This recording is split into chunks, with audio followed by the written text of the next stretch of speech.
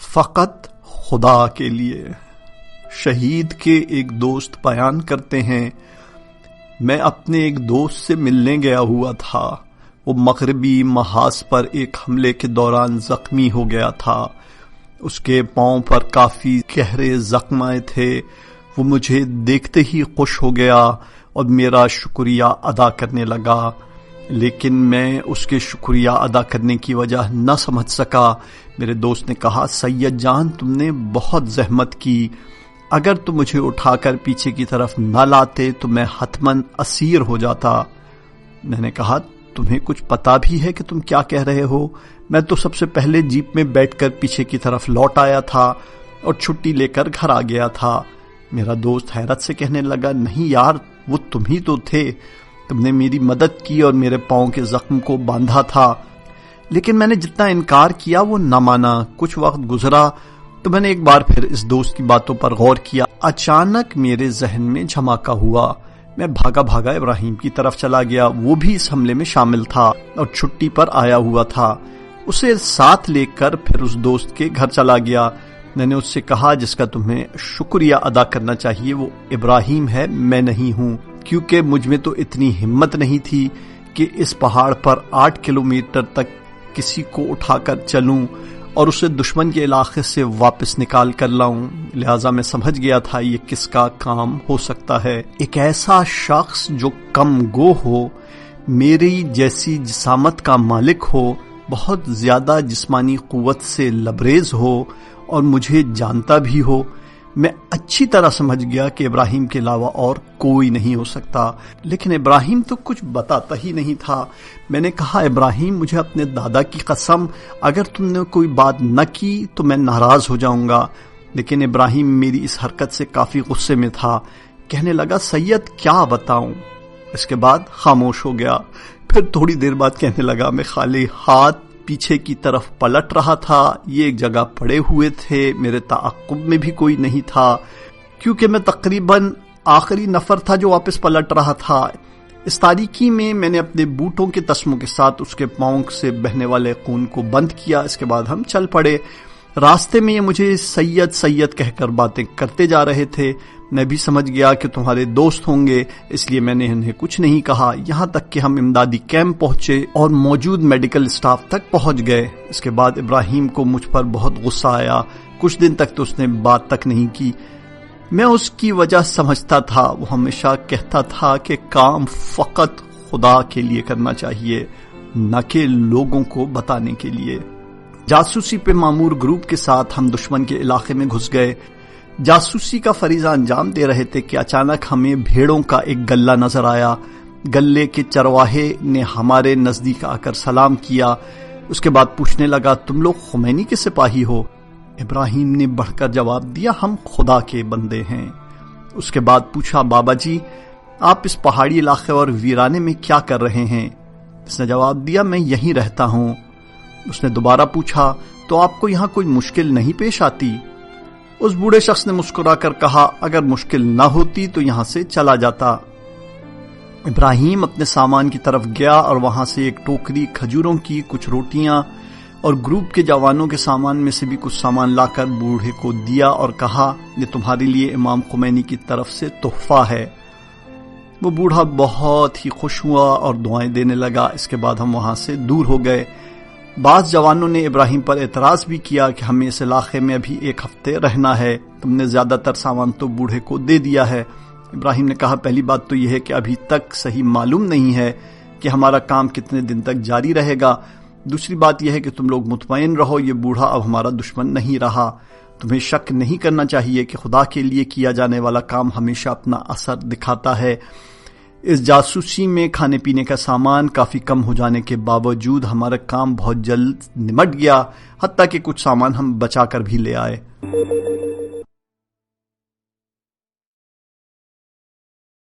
علماء کی محفل میں امیر منجر بیان کرتے ہیں کہ جنگ کا پہلا سال تھا۔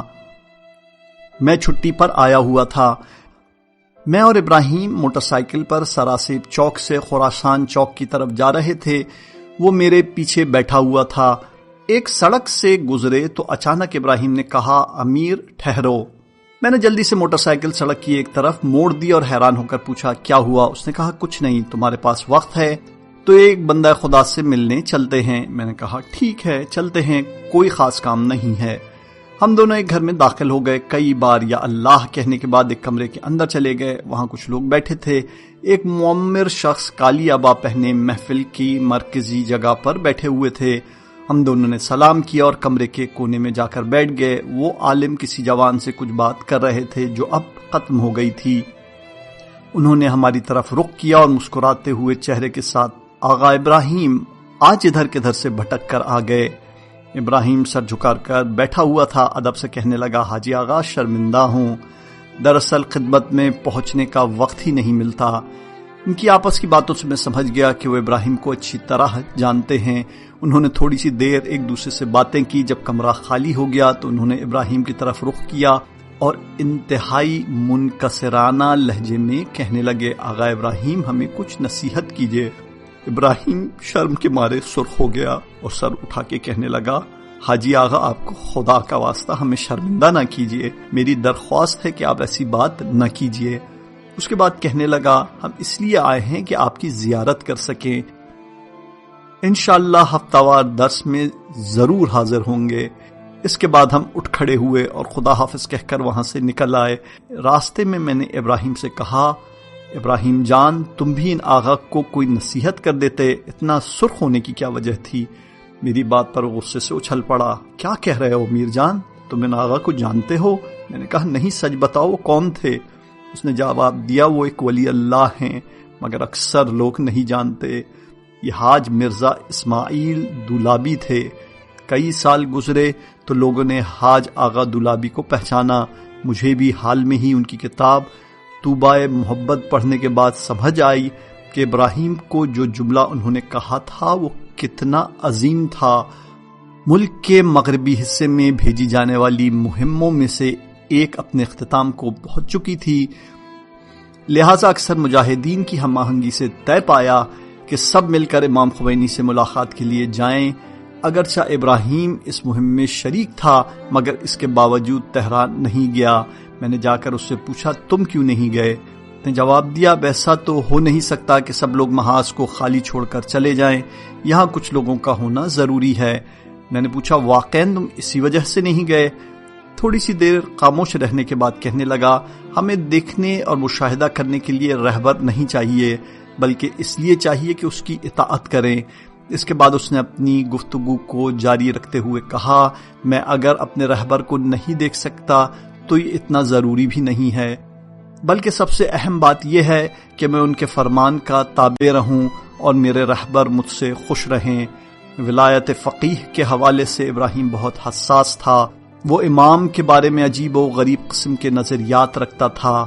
وہ کہا کرتا تھا قدیم اور جدید علماء اور بزرگان میں سے کوئی بھی ایسا نہیں گزرا جس کے اندر امام خمینی جیسی جرت اور بہادری موجود ہو۔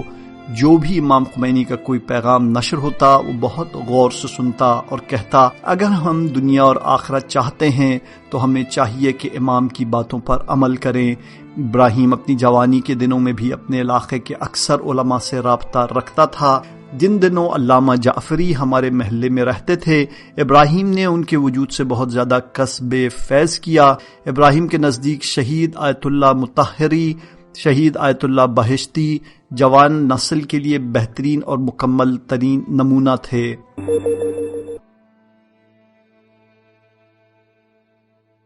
آقا جبار اور مہدی فریدون بیان کرتے ہیں کہ جنگ کا پہلا سال تھا۔ انداز گو گروہ کے کچھ جوانوں کے ساتھ ہم گیلان غرب کے شمالی علاقے میں موجود چوٹیوں پر گئے۔ بالکل صبح کا وقت تھا۔ ہم سرحد کے بالکل ساتھ ہی واقع ایک ٹیلے پر جا ٹھہرے۔ سرحد پہ واقع فوجی چوکی عراقیوں کے قبضے میں تھی۔ عراقی گاڑیاں پورے اطمینان سے وہاں کی سڑکوں پر گھوم رہی تھیں۔ ابراہیم نے دعاؤں والا کتابچہ کھولا، ہم سب نے مل کر زیارت عاشورہ پڑھی۔ اس کے بعد میں نے دشمن کے مقبوضہ علاقوں پر حسرت بھری نگاہ ڈال کر ابراہیم سے کہا ابراہیم جان اس سرحدی راستے کو دیکھو، عراقی کتنے سکون سے اس پر جا رہے ہیں۔ اس کے بعد میں نے حسرت سے کہا کیا ایسا ہو سکتا ہے کہ ایک دن ہمارے لوگ ان راستوں پر اطمینان اور سکون سے چل پھر سکیں اور اپنے شہروں کو واپس پلٹ سکیں؟ ایسا لگتا تھا کہ ابراہیم کا میری باتوں کی طرف دھیان ہی نہیں ہے۔ وہ دور اپنی نظریں گاڑے ہوئے تھا، مسکراتے ہوئے کہنے لگا، کیا کہہ رہے ہو؟ ایک دن آئے گا اسی راستے سے لوگ ٹولیوں کی شکل میں کربلا کی طرف سفر کریں گے۔ واپسی پر میں نے جوانوں سے پوچھا، کیا آپ لوگ اس سرحدی چوکی کا نام جانتے ہیں؟ ایک جوان نے کہا، مرز خسروی۔ اس واقعے کے 20 سال بعد ہم کربلا گئے۔ میری نظریں اسی چوٹی پر تھیں جس کی بلندی پر بیٹھ کر ابراہیم نے زیارت عاشورہ پڑھی تھی۔ میں گویا ابراہیم کو دیکھ رہا تھا کہ وہ ہمیں رخصت کر رہا ہے۔ وہ چوٹی مرز خسروی کے علاقے کے بالکل سامنے تھی۔ اس دن بسیں سرحد کی طرف جا رہی تھیں۔ اسی راستے سے لوگ ٹولیوں کی شکل میں کربلا کی زیارت کو جا رہے تھے۔ ہم جب بھی تہران میں ہوتے تھے تو ہر شب جمعہ کو حضرت عبدالعظیم کی زیارت پر جانا ابراہیم کا معمول تھا۔ کہا کرتا تھا، شب جمعہ خدا کی رحمت کی رات ہے، امام حسین علیہ السلام کی زیارت کی شب ہے، سارے اولیاء اور ملائکہ کربلا جاتے ہیں۔ ہمیں بھی ایسی جگہ جانا چاہیے کہ جس کے بارے میں اہل بیت علیہ السلام نے فرمایا ہے کہ اس جگہ کی زیارت کربلا کی زیارت جتنا ثواب رکھتی ہے۔ اس کے بعد وہ اسی جگہ دعائے کمیل پڑھتا تھا اور رات کے 1 بجے واپس آ جاتا۔ جس زمانے میں بسیج کے پروگرام شروع ہوئے تو وہ زیارت کے بعد سیدھا مسجد میں بسیجی جوانوں کے پاس آ جاتا۔ ایک رات ہم اکٹھے ہی حرم سے باہر نکلے۔ مجھے چونکہ جلدی تھی اس لیے میں ایک دوست کے ساتھ موٹر سائیکل پر مسجد آ گیا، لیکن ابراہیم 2-3 گھنٹے بعد پہنچا۔ میں نے پوچھا، ابراہیم جان بہت دیر لگا دی؟ کہنے لگا، حرم سے پیدل ہی نکل پڑا تھا تاکہ راستے میں شیخ صدوق کی زیارت بھی کرتا جاؤں، کیونکہ تہران کے پرانے لوگ کہتے ہیں کہ امام زمانہ عجل اللہ تعالی فرجہ شریف شب جمعہ کو شیخ صدوق کی زیارت کے لیے آتے ہیں۔ میں نے کہا، بہت اچھے، مگر پیدل کیوں؟ اس نے صحیح جواب نہیں دیا۔ میں نے کہا، تمہیں تو مسجد میں آنے کی جلدی تھی لیکن تم پیدل آئے، اس کی ضرور کوئی نہ کوئی وجہ ہوگی۔ میرے اصرار پر اس نے جواب دیا۔ حرم سے باہر آیا تو ایک بہت ہی محتاج اور ضرورت مند شخص میرے پاس آیا۔ میں نے اپنے جیب میں پڑے پیسے اسے دے دیے۔ جب ٹیکسی پر سوار ہونے لگا تو دیکھا کہ کرائے کے پیسے نہیں بچے، اسی لیے پیدل آنا پڑا۔ ہر ہفتے کے آخر میں ہم اکٹھے ہی زیارت پر جاتے تھے اور آدھی رات کے وقت بہشت زہرا میں شہداء کی قبروں پر جاتے تھے۔ اس کے بعد ابراہیم ہمارے سامنے حضرت امام حسین علیہ السلام کے مصائب بیان کیا کرتا۔ بعض اوقات خبر کے اندر چلا جاتا اور عجیب حالت میں روتے ہوئے پرسوز آواز میں دعائے کمیل پڑھتا تھا۔ علی مقدم بیان کرتے ہیں کہ مارکہ مطلع الفجر سے پہلے کی بات ہے، بہتر منصوبہ بندی کے لیے سپاہ پاسداران اور فوج کے کمانڈرز کے درمیان اندازگو گروپ کے ہیڈ کوارٹرز میں میٹنگ ہوئی۔ میں، ابراہیم، فوج کے 3 اور سپاہ کے 3 افسران اس میٹنگ میں شامل تھے۔ کچھ جوان صحن میں فوجی تربیت لے رہے تھے۔ میٹنگ کے دوران سب محو گفتگو تھے کہ اچانک کمرے کی کھڑکی سے ایک دستی بم اندر کی طرف پھینکا گیا۔ وہ بالکل کمرے کے درمیان میں آ گرا۔ خوف سے میرا رنگ اڑ گیا۔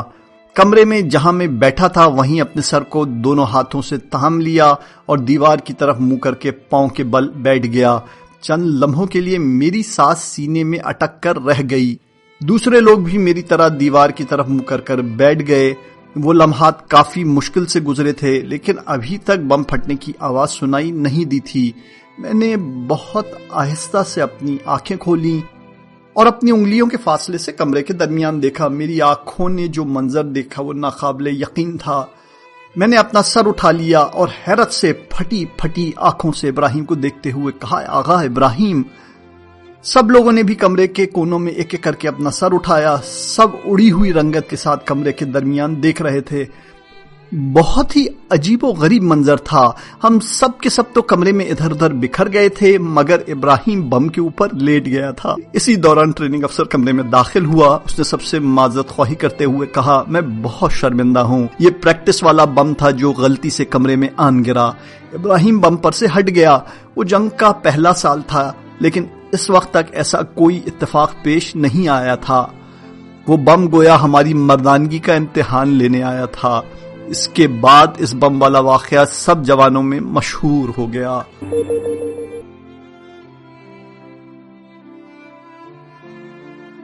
مطلع الفجر.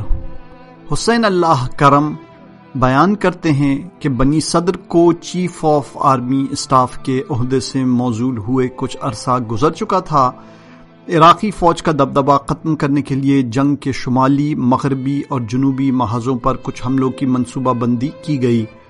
29 نومبر کو پہلا بڑا حملہ طریق الاقدس بستان کی آزادی کے لیے کیا گیا. اس میں باسی حکومت کی فوج کو بھاری شکست کا سامنا کرنا پڑا. افسران کی ہم آہنگی کے مطابق دوسرا حملہ گیلان غرب سے لے کے سرپ الذہاب کے علاقے تک کرنا تھا جو بغداد شہر کا قریب ترین محاذ تھا. اس لیے کافی عرصے پہلے اس علاقے کی جاسوسی اور فوجوں کی تیاری کا کام شروع ہو چکا تھا. اس علاقے میں کیے جانے والے حملے گیلان غرب کور کے ہیڈ کوارٹر کی زیر نگرانی انجام پانا تھے. اندازگو گروپ کے تمام جوان کمر بستہ تھے. دشمن کے علاقوں کی جاسوسی کا فریضہ ابراہیم کے کاندھوں پر تھا. یہ کام تھوڑے ہی سے عرصے میں مکمل طور پر انجام پا گیا. ابراہیم معلومات اور مخبری کے لیے ایک کرد جوان کو ساتھ لے کر دشمن کی فوج کے تعاقب میں گیا. وہ ایک ہفتے کے دوران نفت شہر تک پہنچ گئے تھے. اس عرصے میں ابراہیم نے محاذ جنگ کے بہت ہی اچھے نقشے تیار کر لیے تھے. اس کے بعد وہ 4 عراقیوں کو بھی قید کر کے اپنے کیمپ میں واپس آ گئے. ابراہیم نے ان قیدیوں سے پوچھ گچھ کرنے اور کچھ معلومات لینے کے بعد حملوں کے لیے نقشوں کو مکمل کیا اور افسران کی ہونے والی میٹنگ میں انہیں پیش کر دیا. فوج کی ذوالفقار بریگیڈ سے کرنل علی یاری اور میجر سلامی بھی سپاہ کے جوانوں کے ساتھ مل گئے. سرپ الذہاب سے لے کر گیلان غرب تک مقامی فوجیوں میں سے اکثر کو مختلف بٹالینز میں تقسیم کر دیا گیا. اندازگو گروپ کے اکثر جوان ان بٹالین کے انچارج مقرر ہوئے. سپاہ اور رضاکاروں کی کچھ بٹالینز نے بطور ہراول دستوں کے حملے شروع کرنے کی ذمہ داری اپنے سر لی. آخری میٹنگ میں اعلی افسران نے ابراہیم کو حملوں کے مرکزی محاذ، برادر صفر خوشروان کو بائیں محاذ اور برادر دریوش زیراوندی کو دائیں محاذ کا کمانڈر منتخب کیا اور گورک و حاجیان کی گھاٹیوں اور سرحدی چوکیوں پر قبضہ کرنا بتایا گیا. حملے والے علاقے کا رقبہ تقریباً 70 کلومیٹر تھا. کمانڈ سینٹر سے یہ اطلاع پہنچی تھی کہ اس حملے کے فوراً بعد مریوان کے علاقے پر تیسرا حملہ کر دیا جائے گا. تمام معاملات مکمل ہم آہنگی سے طے پا رہے تھے. حملہ شروع ہونے سے کچھ دن پہلے سپاہ کے مرکزی دفتر سے یہ اطلاع ملی کہ عراق نے بستان کا علاقہ واپس لینے کے لیے ایک بڑے جوابی حملے کی تیاری شروع کر لی ہے. آپ سب لوگ جلدی سے اپنے حملے کا آغاز کریں تاکہ بستان کے محاذ سے عراق کی توجہ ہٹائی جا سکے. اسی وجہ سے اگلے دن یعنی 11 دسمبر 1981 کو حملہ کرنے کا فیصلہ کیا گیا. ہم ولولے اور جوش سے بھرے ہوئے تھے. اگلے روز ملک کے مغربی محاذ کی چوٹیوں پر ایک بڑے اور وسیع حملے کا آغاز ہونے جا رہا تھا. کسی بھی چیز کے بارے میں پیش گوئی نہیں کی جا سکتی تھی. اس رات تمام جوانوں کے الوداعی مناظر دیکھنے سے تعلق رکھتے تھے. بالآخر حملے کا دن آن پہنچا. مختلف محاذوں پر جوانوں کی شدید کارروائیوں سے بہت سے اہم اور اسٹریٹجک علاقے جیسے حاجیان اور گورک کے درے، برآفتاب کا علاقہ، سرتتان اور اسی طرح چند دیگر علاقے اور گاؤں آزاد کروا لیے گئے. مرکزی محاذ پر کچھ ٹیلوں اور دریا پر قبضہ کرنے کے بعد ہمارے فوجی جوان انار کی چوٹیوں کی طرف بڑھنے لگے۔ دشمن دیوانہ وار آگ برسا رہا تھا۔ بعض بٹالینز ٹیلوں کو عبور کرتے ہوئے شیا کوہ کی چوٹیوں کے اوپر تک جا پہنچیں۔ دشمن اچھی طرح جانتا تھا کہ شیا کوہ کے ہاتھوں سے جاتے ہی وہ عراق کے شہر خانقین سے ہاتھ دھو بیٹھے گا۔ یہی وجہ تھی کہ اس نے ان چوٹیوں اور جنگ کے علاقے میں اپنی زیادہ سے زیادہ فوج اتار دی تھی۔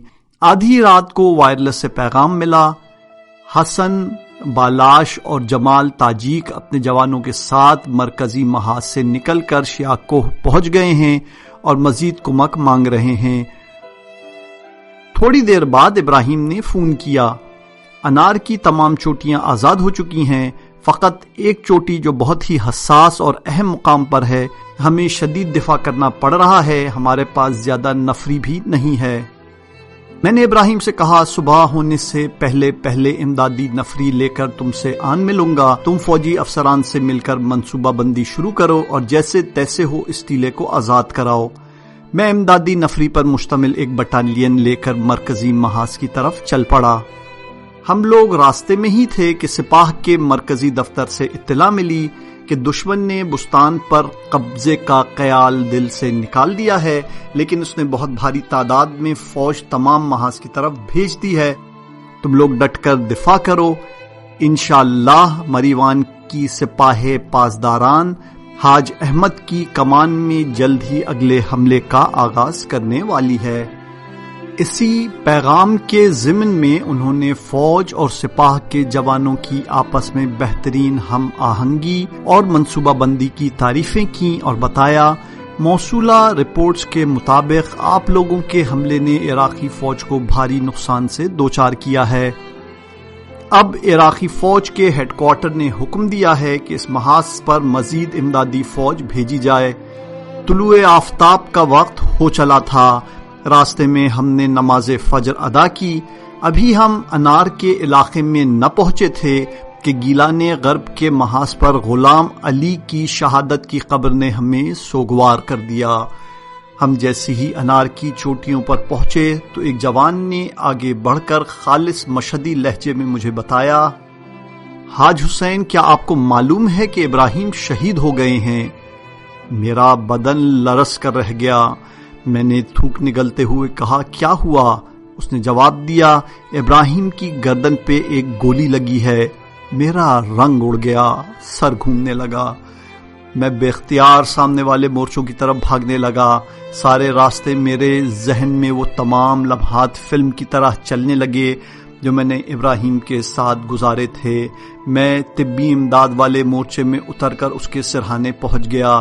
ابراہیم کی گردن میں ایک گولی پیوست ہو گئی تھی، اس سے بہت سارا خون بہہ رہا تھا۔ میں نے جواد کو ڈھونڈ کر پوچھا، ابراہیم کو کیا ہوا ہے؟ وہ تھوڑی دیر خاموش رہا، پھر کہنے لگا، مجھے کچھ سمجھ نہیں آ رہا کہ کیا بتاؤں۔ میں نے پوچھا، کیا مطلب؟ اس نے جواب دیا، ہم نے فوج کے افسران سے بات کی کہ ٹیلے پر کیسے حملہ کریں۔ عراقی ڈٹ کر مقابلہ کر رہے تھے۔ ٹیلے کے اوپر اور آس پاس ان کے بہت سے فوجی تھے۔ ہم نے لاکھ جتن کیے مگر کسی نتیجے تک نہ پہنچ سکے۔ صبح کی اذان ہونے والی تھی اور ہمیں کچھ نہ کچھ کرنا تھا، لیکن کچھ سجھائی نہیں دے رہا تھا۔ اچانک ابراہیم مورچے سے نکل کر عراقیوں کے ٹیلے کی طرف بڑھنے لگا اور پتھر کی ایک سل پر رو بقبلہ کھڑا ہو گیا۔ اس نے بلند آواز سے اذان فجر دینا شروع کر دی۔ ہم نے بہت شور مچایا کہ ابراہیم پیچھے آ جاؤ، عراقی ابھی تمہیں مار دیں گے، لیکن ہماری چیخو پکار کا کوئی فائدہ نہ ہوا۔ وہ تقریباً ساری اذان دے چکا تھا۔ ہمیں یہ دیکھ کر بہت حیرانی ہوئی کہ عراقیوں کی فائرنگ رک چکی تھی، لیکن اسی وقت ایک گولی چلی اور ابراہیم کو آ کر لگی۔ اس کے بعد ہم اٹھا کر اسے پیچھے لے آئے۔